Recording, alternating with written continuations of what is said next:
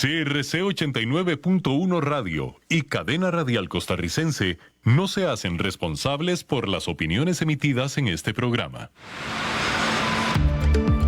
Es tiempo de tender la red democrática y mostrar la Costa Rica del futuro hacia la cual debemos caminar. Con ustedes, Jonathan Prendas, aquí por CRC 89.1 Radio.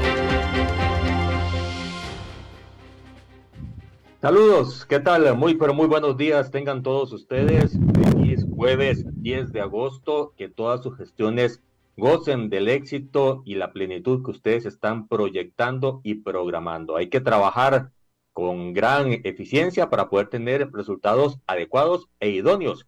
Esa es la consigna con la cual podemos salir adelante como persona, como familia y también como sociedad.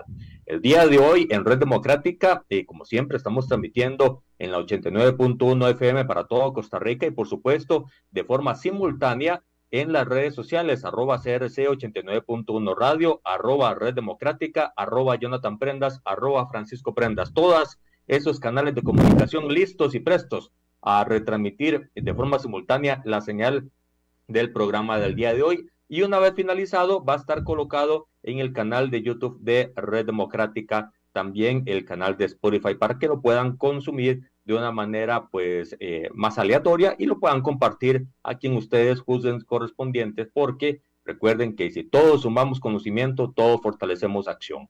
El día de hoy en Red Democrática tenemos un invitado internacional. Hoy hacemos un enlace gracias a la tecnología hasta Washington, en Estados Unidos, para hablar con don Moisés Benamor de la OEA. Específicamente estamos hablando del encargado de los temas parlamentarios de la Organización de Estados Americanos, quien muy gentilmente nos está recibiendo el día de hoy para comentar muchos temas de enlaces parlamentarios, muchos temas para fortalecer la democracia y pues nada, empezar dándole la muy cordial bienvenida a nuestro gran amigo Moisés a esta su casa, Red Democrática. Jonathan, muy buenos días y un placer. Gracias por invitarme. A usted las gracias, Moisés, por estar presto a estar en estos micrófonos para todo Costa Rica. Iniciamos, Moisés, si me lo permitís, haciendo una breve reflexión de solidaridad con los hermanos ecuatorianos. Lo que sucedió el día de ayer con el asesinato de un candidato presidencial, pues mina la fortaleza de la democracia, y también a eso están abocados los parlamentos, a hacer soporte en estos momentos de crisis y generar esa estabilidad para que la confianza ciudadana puedan tener ese patrón de tranquilidad y poder seguir adelante en medio de una noticia tan complicada, Moisés. Sí, totalmente. Bueno, es un trágico suceso y la mayor solidaridad, como has mencionado, con el pueblo ecuatoriano, que ojalá se esclarezcan esos hechos y que es un lamentable día para la democracia cuando pasan sucesos tan trágicos y terribles como estos. Y que todo vuelva a la normalidad, que todo poco a poco esté estable y que la democracia sea la que siempre gane, porque no puede ser posible que fuerzas contrarias a la democracia ganen terreno, menos en nuestra querida América Latina. Moisés, hay mucho que hablar de los parlamentos latinoamericanos, mucho que hablar de temas que están siendo top a nivel mundial. Y ustedes en la OEA, por medio tuyo, están haciendo grandes esfuerzos para que cada parlamento latinoamericano pueda tener ese componente, ese ingrediente técnico que los haga tomar mejores decisiones. Pero, ¿qué tal si nos explicas más a fondo a qué se abocan ustedes a diario? ¿Cuál es la tarea, el objetivo del área que estás liderando y que, por supuesto, tiene gran implicación para América Latina? Claro, con mucho gusto. A ver, Jonathan, un poco tratando de poner en una, digamos, perspectiva más integrada. En primer lugar, como seguramente todos los oyentes, y tú por supuesto lo sabes, la Organización de los Estados Americanos es una organización que está basada en 4 pilares, que son democracia, derechos humanos, desarrollo y seguridad. En cada uno de estos 4 pilares existe toda la estructura burocrática de la organización y lo que busca precisamente es tratar de acompañar, de fortalecer, de impulsar en cada uno de esos Estados miembros las mejores prácticas, las mejores soluciones, las mejores iniciativas que puedan mejorar y fortalecer, como he dicho, estos 4 componentes o pilares. En democracia, si bien es cierto que hay una perspectiva de que la Organización de Estados Americanos pareciera una organización que trabaja exclusivamente con los poderes ejecutivos, no es así. La verdad es que esta organización trabaja permanentemente con todos los poderes del Estado y por supuesto el poder legislativo es uno de ellos y para nosotros es fundamental que estos poderes legislativos participen en todo lo que es la dinámica, en todo lo que es el trabajo que la Organización de los Estados Americanos propulsa. Y en esa dirección, si bien fortalecemos mucho en el tema de democracia, todo lo que tiene que ver con valores y prácticas, con la fortaleza del diálogo, del respeto, de la tolerancia, de la búsqueda de consensos, también es cierto que tenemos que incorporar en la agenda los momentos que estamos viviendo y en estos momentos la agenda digital, las nuevas tecnologías, el desarrollo tecnológico en general, la transformación digital es clave. Es clave porque si bien es una oportunidad para la democracia y para el crecimiento y el desarrollo, también es una amenaza.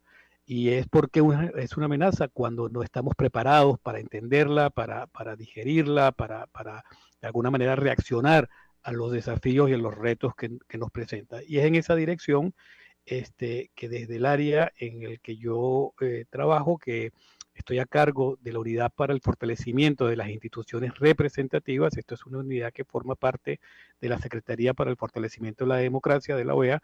Pues lo que estamos en este momento es en esa hoja de ruta, que es incorporar a nuestros poderes legislativos como instituciones, pero también a las y los diputados que integran cada uno de estos poderes, no solamente a nivel nacional, sino a nivel local, a nivel federal o en redes parlamentarias, que entiendan, que se involucren, que conozcan, que se informen y que por ende tengan mayores habilidades y capacidades para afrontar estos retos, ¿no?, de la democracia digital, de todo lo que tiene que ver con tecnologías emergentes, todo lo que tiene que ver con regulación, con protección y con seguridad del ciudadano, de los gobiernos y del sector privado. Eso, Moisés, me parece muy importante porque, como bien lo estás diciendo, no solo es un tema que está en el tapete en este momento a nivel internacional, sino que la agenda totalmente se está abocando a la digitalización, no solo de la identidad digital del ser humano como tal, por ejemplo, Uruguay, que ya alcanzó ese espectro, sino también el tema del gobierno digital y en general del comportamiento pues más tecnológico de la resolución de los problemas de la ciudadanía, y ahí es donde tiene gran pues poder en la parte parlamentaria. ¿Cuál es el estado de situación actual? ¿Cuál podrías decir vos que es el momento en el que nos encontramos en Latinoamérica en el camino hacia no solo el entendimiento que estabas estableciendo, sino la plena ejecución de una política digital saludable para la sociedad? Muy buena pregunta, Jonathan, porque la respuesta puede ser amplia, pero voy a tratar de también ser lo más enfático para que la audiencia también nos comprenda mejor. Y es, por una parte, sabemos que los poderes legislativos son la base de la democracia en términos de su formación, de su integración, de su dinámica. ¿Por qué? Porque ahí realmente se genera a diario un debate político, ahí a diario se tiene que negociar, ahí a diario se tienen que buscar consensos. Y eso no es fácil en una democracia en donde actualmente la verdad está muy marcada por polarizaciones, por ciertas radicalizaciones en muchos aspectos. Y a veces ese esfuerzo realmente es muy notable.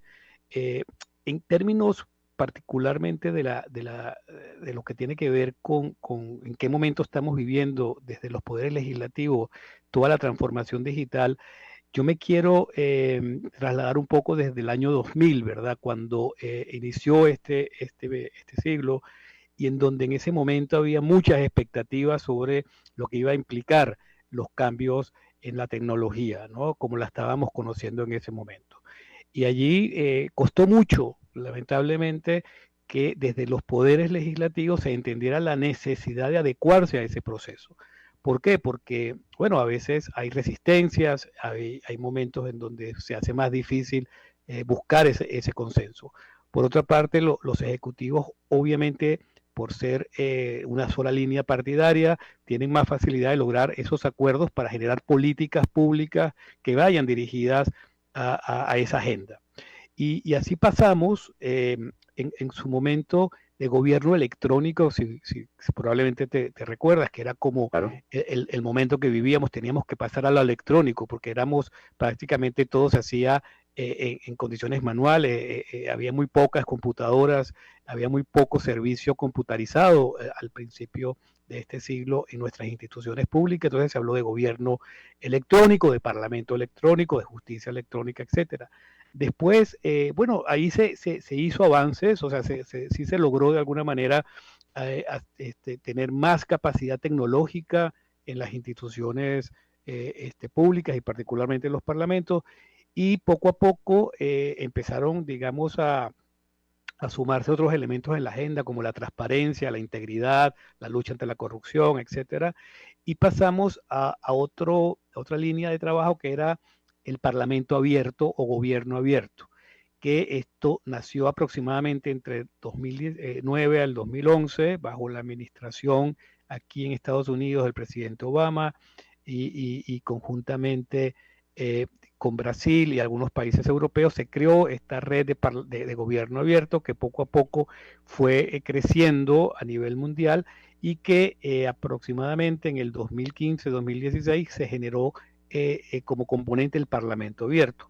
¿Qué era el Parlamento abierto o qué es el Parlamento abierto? Es precisamente no solo la incorporación de más tecnologías en busca de mayor conectividad con el ciudadano, de mayor capacidad de transparentar la labor parlamentaria, sino también el de poder incorporar en la gestión del Parlamento otros actores que son fundamentales en la actividad político-parlamentaria, como es el sector privado, como es la sociedad civil, la academia, etcétera. Eso implicó todo lo que tenía que ver con Parlamento abierto.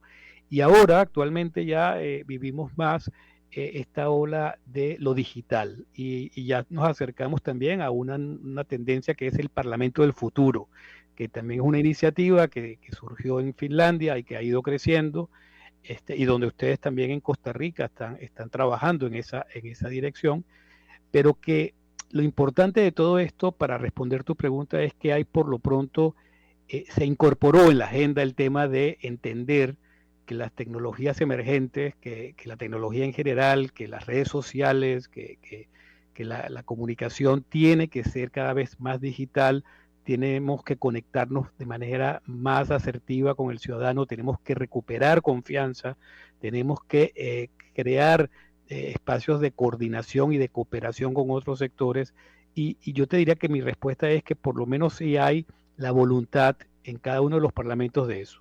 Hay más avances, en otros hay menos, pero por lo pronto sí podría decir que no es un tema ajeno a las agendas parlamentarias. Con eso creo que te podría responder esta primera pregunta. De hecho, Moisés, eso da una perspectiva amplia que genera una identidad con lo que realmente está pasando en la región latinoamericana, porque como bien decís, hay unos países que van más adelantados, hay otros que van más atrás, hay otros, me parece, y no sé si está bien aplicado el término, me lo corregirá si es así, pero hay parlamentos que todavía están muy análogos y en función de esa secuencia de olas que vienen generando el perfeccionamiento del acercamiento de los representantes populares con los representados. Ese giro circular de la política representativa, me parece que en unos países va mucho más lento el proceso que en otros. Correcto, así es. Y tiene que ver con algunas resistencias que realmente hay que superar, porque la verdad era que antes de la pandemia, y debo reconocerlo, era mucho más cuesta arriba, costaba un poco más convencer a ciertos parlamentarios o a ciertos parlamentos desde el punto de vista institucional a la necesidad de incorporar más tecnología de la comunicación y de la información en su cotidianidad, ¿no? El poder usar tecnología en el trabajo de comisiones, en todo el proceso legislativo, en la manera como tú señalas de conectarse con el ciudadano, el de abrir mejor la participación ciudadana en los procesos legislativos.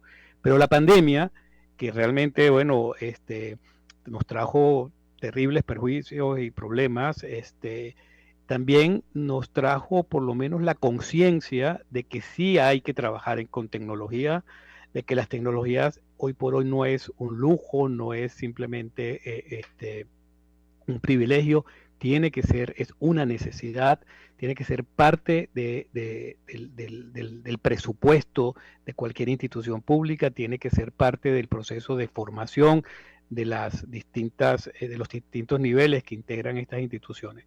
Y ahí creo que lo que estamos ahora es más que todo mejorando esa convicción, ¿no? Es trabajar más esa convicción, ese compromiso, esa voluntad. Con la pandemia, creo que todos los parlamentarios se dieron cuenta que el que no estaba conectado, el que no usaba tecnología, prácticamente iba a quedar fuera del espectro de la representación política que le tocaba ejercer.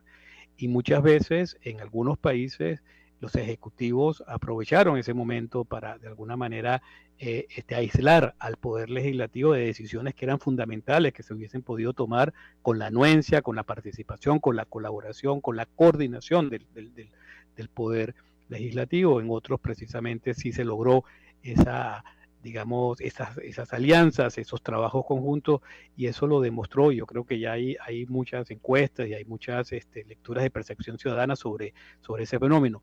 Pero volviendo a nuestro tema, creo que la pandemia sí puso esto ya en la agenda como una necesidad. ¿Qué nos toca ahora? Y qué es yo creo que el mayor reto que tenemos es la creación o la construcción de una conciencia a largo plazo en ese sentido. Porque ¿qué pasó? En un momento los parlamentarios que fueron conscientes de esa importancia, como dije antes, pero quizás pasada la pandemia, algunos de ellos han querido como dejar eso un segundo plano y volver a lo personal o a lo que tú dices, a lo análogo, pero no, eso no es necesario hacerlo así. Yo creo que sí es importante el trabajo en persona, yo creo que la política cara a cara y verse a los ojos es importante, pero también es importante tener esas herramientas para resolver los espacios y los vacíos que la propia dinámica política nos genera, ¿no? O sea, los parlamentos tienen que descentralizarse, qué mejor que tener una tecnología para que si hay trabajo de campo podemos estar conectados todos para una reunión, para un pleno, para un trabajo de comisión, ese tipo de cosas, para abrir los espacios para las consultas ciudadanas. Y yo creo que ahí es donde tenemos mucho todavía por hacer, que es construir esa conciencia del trabajo digital. Y también quizás otro tema para finalizar es lo siguiente: el poder legislativo con respecto a la tecnología realmente tiene una tarea muy compleja, porque tiene que trabajarlo a nivel institucional, ¿verdad? Tiene que incorporar nuevas tecnologías, tiene que conectarse mejor, tiene que facilitar una serie de herramientas para que el trabajo sea más transparente, sea más conectado, como dije antes, sea más en tiempo real. Pero por otra parte, a las y los parlamentarios le corresponde regular las nuevas tecnologías y las tecnologías emergentes para la protección, para su ampliación, para su adecuación a cada una de sus países.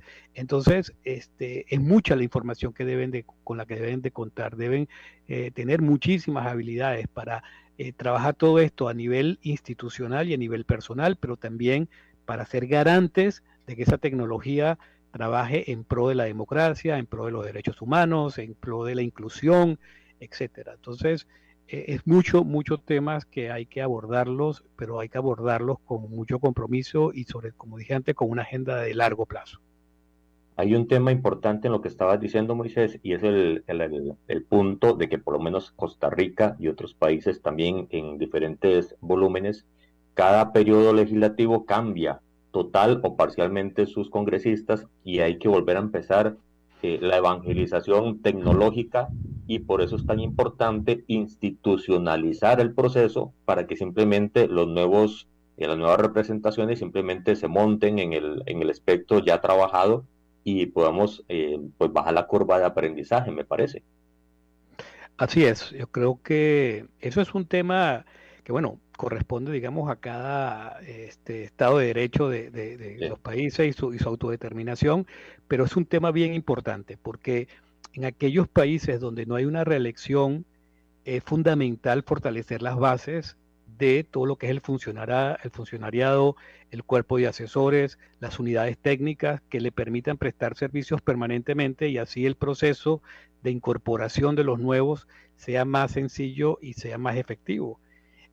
También es cierto que los cambios generacionales son importantes, ¿no? Cada vez tenemos más nativos digitales en los cargos de representación política y ellas y ellos tienen una responsabilidad mucho más importante en estos términos porque no tienen que adecuarse. Ellos ya son nativos digitales, ellos ya entienden cómo es la cotidianidad de estas nuevas tecnologías emergentes. Entonces tienen una responsabilidad mayor para lograr que quienes no lo tenemos, pues nos adecuemos y trabajemos conjuntos para fortalecer digamos, andamiaje tecnológico en pro de la política, en pro de la representación, de la legislación y de la fiscalización que debe hacer todo parlamento, ¿no?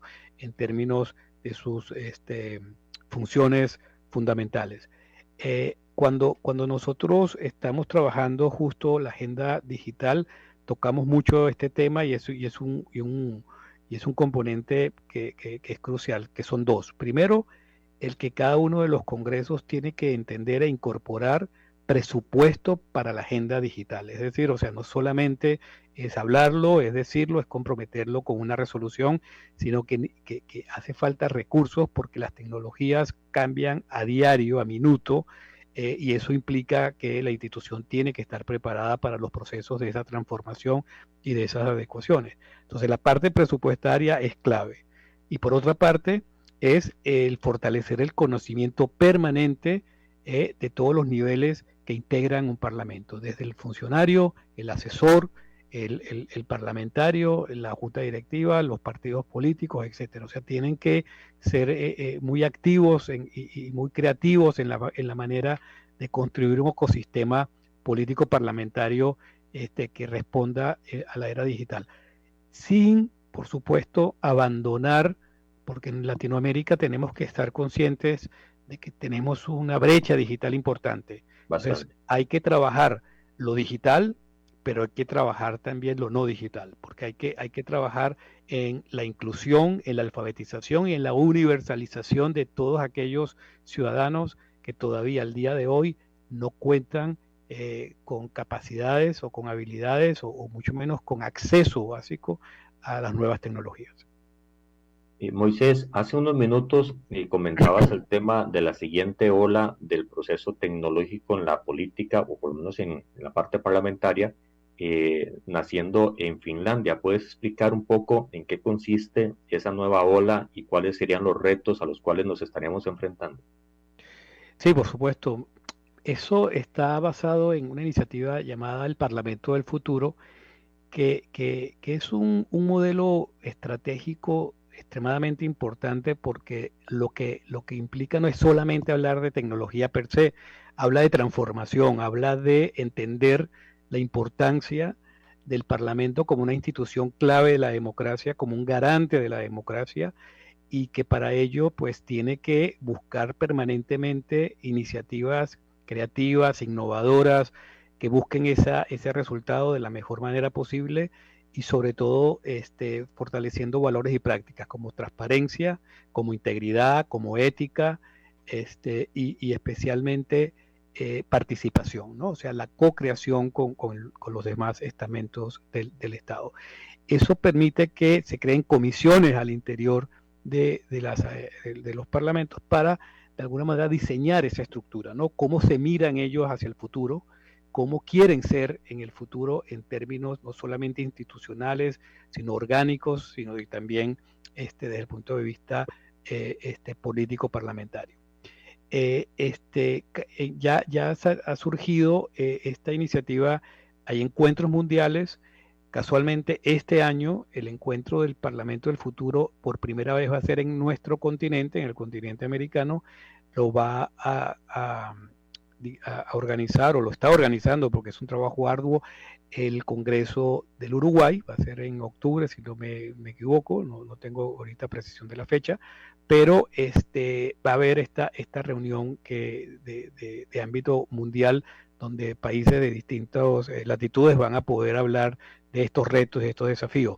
En el caso latinoamericano, ya existen comisiones de Parlamento del Futuro en varios países, en Argentina, por supuesto, en Uruguay, en Brasil, en Chile, y entiendo también que en Costa Rica ya han habido reuniones, y hay algunos parlamentarios que están impulsando esta agenda en mira a eso, ¿no? A un diseño de lo que puede ser la asamblea del futuro, en este caso para Costa Rica. Cuando hablamos de todos estos retos, Moisés, y de estos anhelos hacia adelante, necesitamos fijar una hoja de ruta del hoy de cada uno de los parámetros de cada país hacia el punto de equilibrio y de armonización de trabajo con este concepto de parlamentos del futuro. ¿Cómo están haciendo ustedes en la OEA para poder trabajar con todos los diferentes parlamentos, las diferentes realidades país que hay en lo que se puede llamar la ensalada latinoamericana?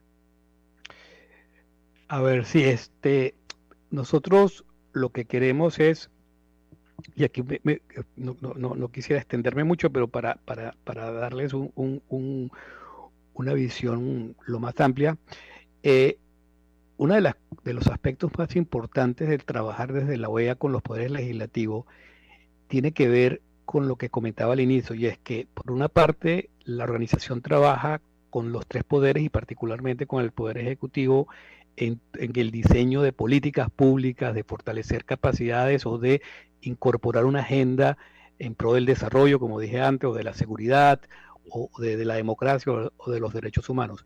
Y ya sabemos que cualquier ejecutivo de cualquier lugar del mundo no puede trabajar como poder de manera unitaria, sola, ¿verdad? O sea, ellos pueden tener, y lo tienen, por supuesto, mandatos para el diseño de políticas, para la implementación de políticas, pero muchas de esas políticas tienen que ir acompañadas de marcos regulatorios, ¿verdad? De legislación, de normas que le den fuerza, que le den capacidad de ejecución. Y para nosotros, en esa dirección, estamos viendo que hay que acercar más a los poderes legislativos en todo lo que tiene que ver con la agenda digital a nivel global.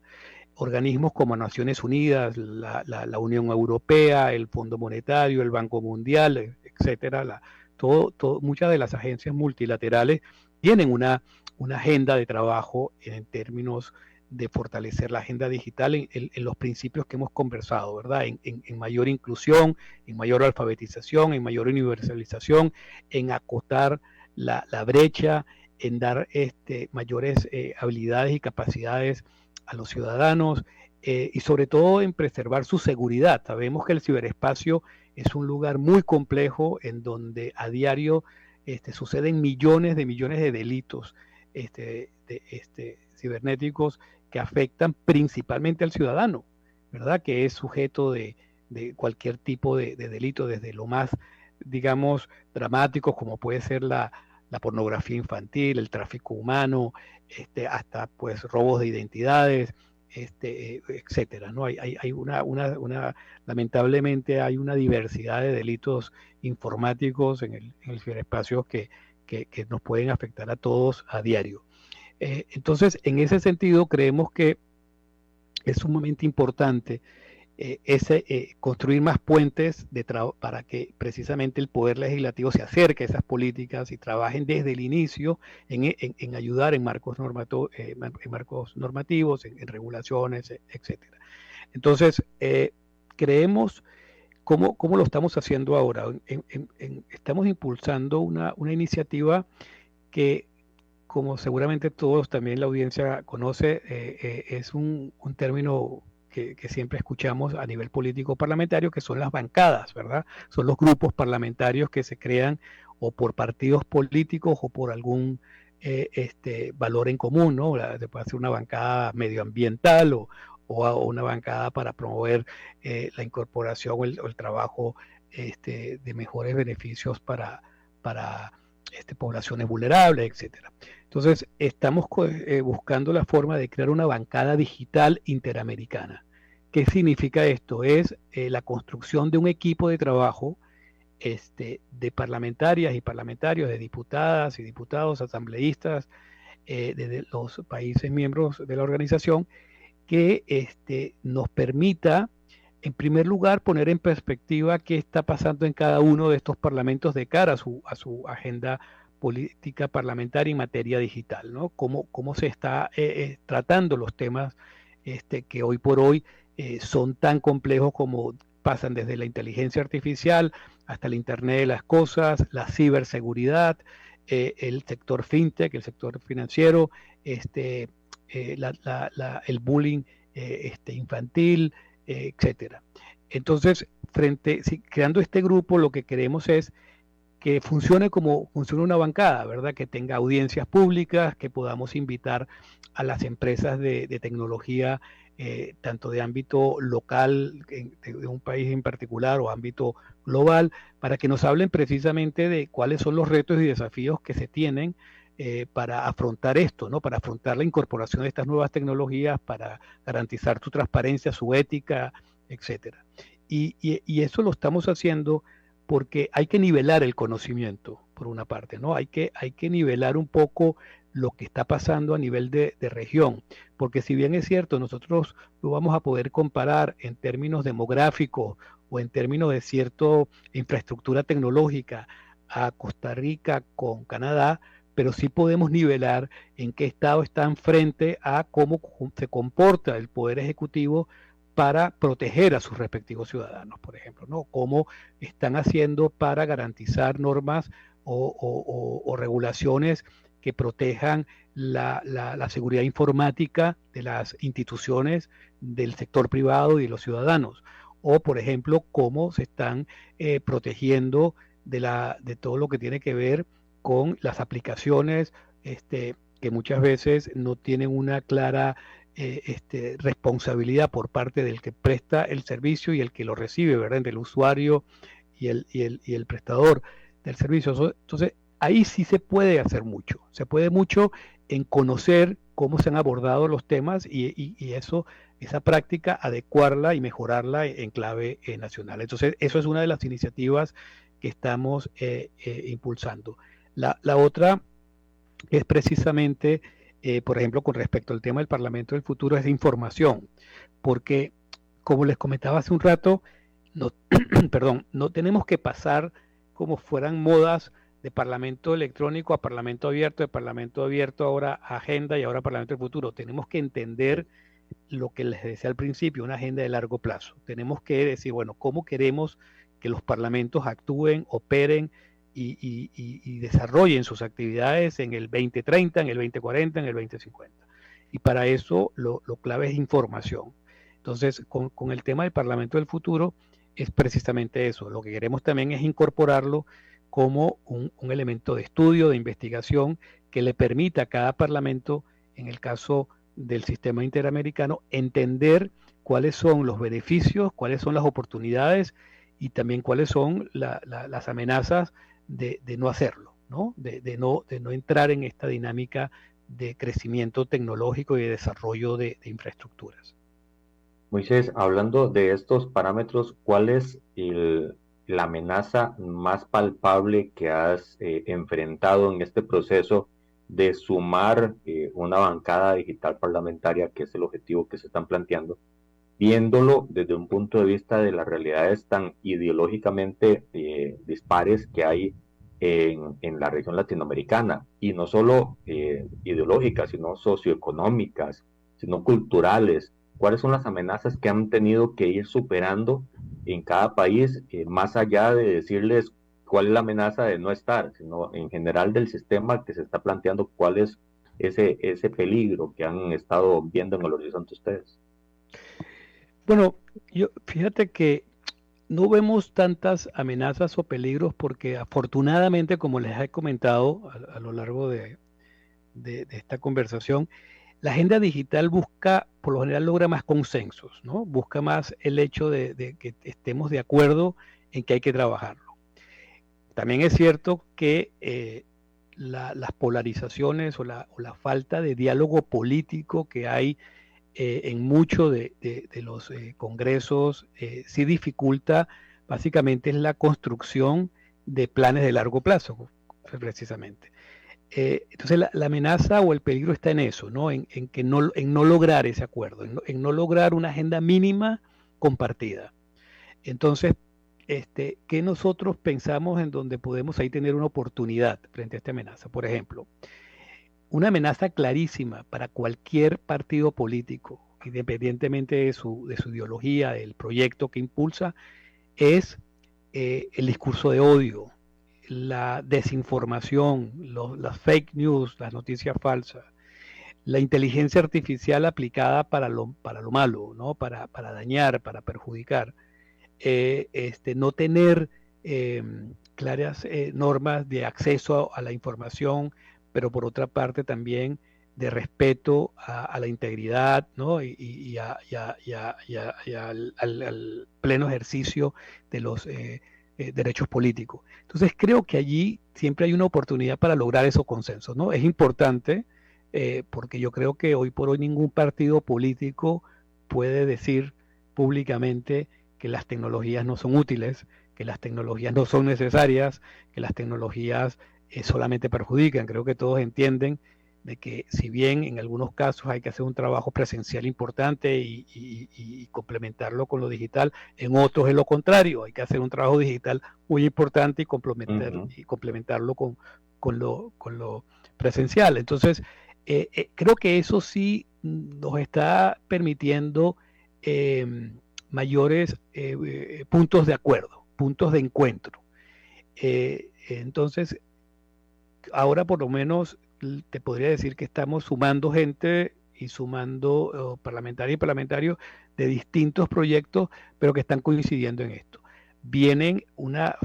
Estamos en un proceso de formación. Una vez que logremos constituir la bancada, ya los retos serán ver con respecto a ciertos temas cómo logran acuerdos. Pero también entendemos que la diplomacia parlamentaria opera muy distinto a la dinámica de la política nacional. Cuando el parlamentario, la parlamentaria logra salir de ese espectro en clave nacional, muchas veces tiene mejores oportunidades de abrir su capacidad de negociación con otros contrarios a él, pero de otras latitudes, ¿no? Entonces, eso también pudiera ayudar a que esos acuerdos que se puedan lograr en clave interamericana también ayuden a facilitar el diálogo y el consenso en clave nacional. Importante los anclajes para poder lograr esa representación efectiva y eficiente de las personas que cada tanto electoral pues resultan como los delegados de la población. El tema, Moisés, y lo tratábamos hace unos programas atrás con Marlon Molina de Madrid, que trata el tema de la digitalización también, es que los peligros de que no se den los recursos para poder institucionalizar el sistema son muy amplios y que no hacerlo nos pone en franca desventaja con todo el sistema delictivo, el crimen organizado, que sí lo está haciendo y sí se está poniendo mucho más digitalizado en función de la toma de decisiones de ellos hacia la sociedad que las de los parlamentos en función de brindarles soluciones. Entonces, genera esa desaceleración de confianzas populares que para todos es claro, puede llegar a ser muy conflictivo en la región. Completamente de acuerdo, sí, así es. Y es lo que comentaba hace un rato, ¿no? Los parlamentos son claves para la aprobación del presupuesto nacional, entonces tienen que trabajar no solamente en clave propia, sino en ese proceso de garantizar los recursos para la transformación digital, para la agenda digital de sus respectivos países. Y por ejemplo, volviendo a la pandemia, el tema de la salud, el que el Parlamento o los parlamentos no tomen con la mayor seriedad y responsabilidad del caso cómo atender los temas de pandemia, de infecciones, de desastres naturales y las implicaciones que tienen muchas veces esto en la salud, es realmente complicado y muy peligroso, porque estas son las situaciones que hacen que el ciudadano se sienta abandonado, se sienta no atendido y por ende tiene una repercusión directa en su valoración de la democracia. Y eso sabemos es un peligro inminente en términos de la democracia como sistema. Entonces, la identificación de recursos es clave, y para ello, como sabemos que muchos de nuestros países no cuentan con recursos suficientes para atender toda la demanda que hay que tienen en materia de todo lo de vivienda, educación, salud, cultura, etcétera. Por eso es clave las alianzas entre sectores, ¿verdad? Por eso hay que trabajar muy de cerca con un sector privado, hay que trabajar muy de cerca con la academia, hay que trabajar muy cerca con los actores sociales, y ese ecosistema de co-creación de todo lo que tiene que ver con la agenda digital, en nuestra opinión, es fundamental, es clave. Porque, por ejemplo, a mí me parece sumamente importante hablar de ciudades inteligentes, ¿verdad? O sea, eso es clave. Es determinante. Claro, es determinante porque los centros urbanos evidentemente requieren ser inteligentes, requieren tener servicios que se puedan expandir a la mayor población posible y que en términos de transporte, que en términos de protección del cambio, o sea, de lucha contra el cambio climático, del calentamiento global, etcétera, tienen que atender. Pero al mismo tiempo, esas ciudades inteligentes tienen que ir en una agenda al mismo, digamos, con el mismo valor y con la misma importancia que trabajar la universalización y la inclusión digital de las zonas rurales. Porque si no, vamos a seguir ampliando la brecha entre quienes tienen y no tienen, quienes tienen acceso a la tecnología y quienes no, quienes tienen acceso a un mejor sistema de salud y a quien no, a un mejor sistema de educación y a quien no.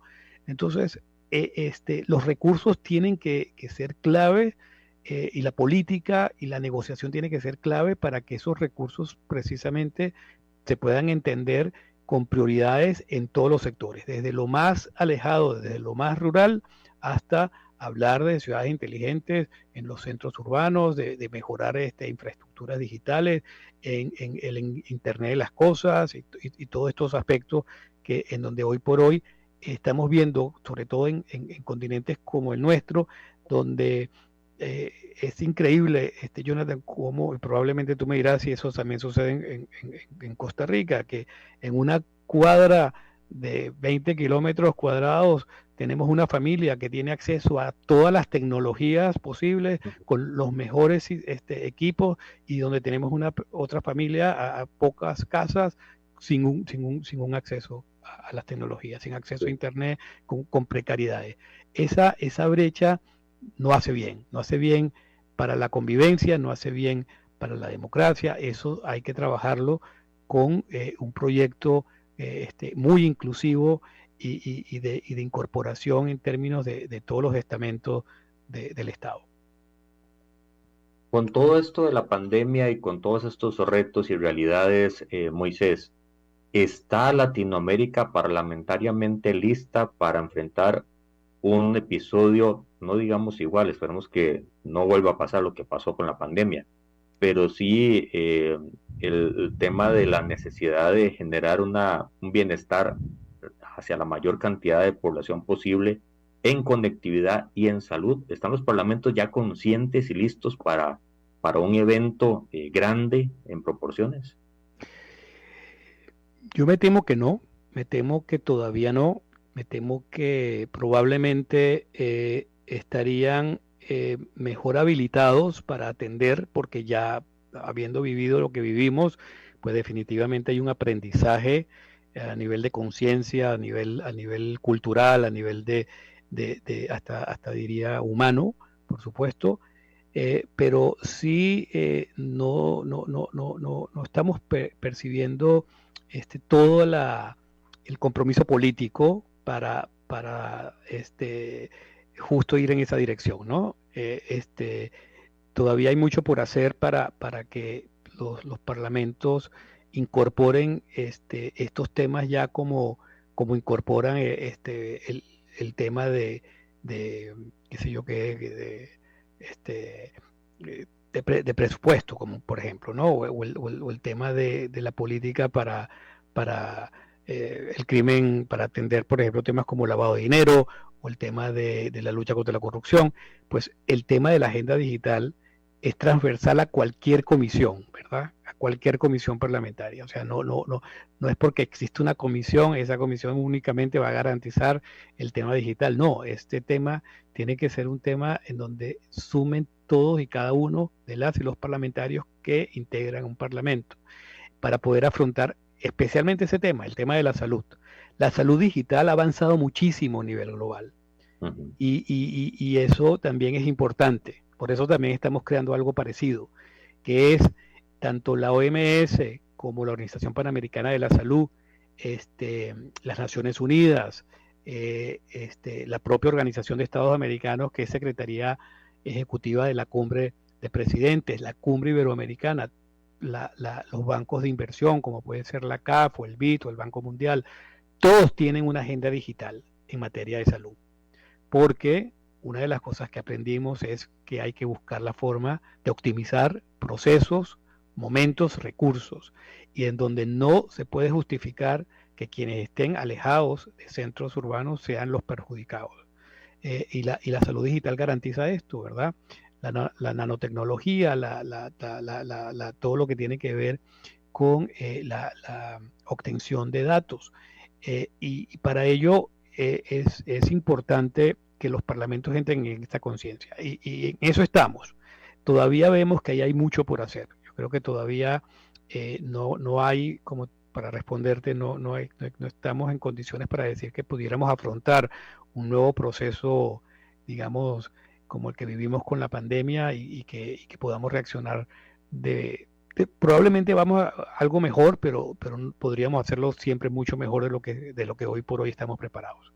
Y todo esto, ya para ir finalizando el programa, Moisés, el tema de la seguridad jurídica, cada país es receloso, obviamente, de su institucionalidad, de su marco normativo, pero a nivel del Congreso, lo que se plantea a lo interno, al tener diferentes bancadas de diferentes orientaciones y visiones políticas, ideológicas y sociales, no es tan rápida la toma de decisiones. ¿Cuál es el aprendizaje que ustedes ven que tenemos que tener en América Latina en los parlamentos para que esas divisiones naturales de la organización parlamentaria no frenen la velocidad con la cual se tienen que tomar las decisiones en cuanto a la conectividad y en cuanto a la salud digital? Mira, muy buena pregunta, porque aquí aquí la clave, y ahí también diría que estamos en una asignación pendiente, es precisamente cómo lograr convencer a nuestros parlamentarios de que en temas como salud, en temas como la propia agenda digital, en temas como desarrollo científico, se debe legislar, se debe regular, se debe hacer control político, fiscalizar en base a la evidencia científica y no de una manera por el discurso o por la diatriba de un proyecto, o sea, de la ideología política. Y para eso es clave precisamente el papel del ciudadano y el papel de los actores sociales, de las academias, del sector privado, es seguir en una línea de convencer a nuestros políticos de que, por una parte, partamos de un principio. Ninguna parlamentario tiene que saber de todos los temas que corresponden al trabajo parlamentario de nuestros países. Ellos son facilitadores, ellos son garantes de la búsqueda de la protección de esos derechos y esos beneficios y esas obligaciones que tenemos todos como ciudadanos. Pero para eso entonces se tienen que rodear y tienen que acercarse a quienes tienen ese conocimiento porque les permitan a ellos tomar las acciones, las decisiones acertadas. Y para eso la evidencia científica es clave.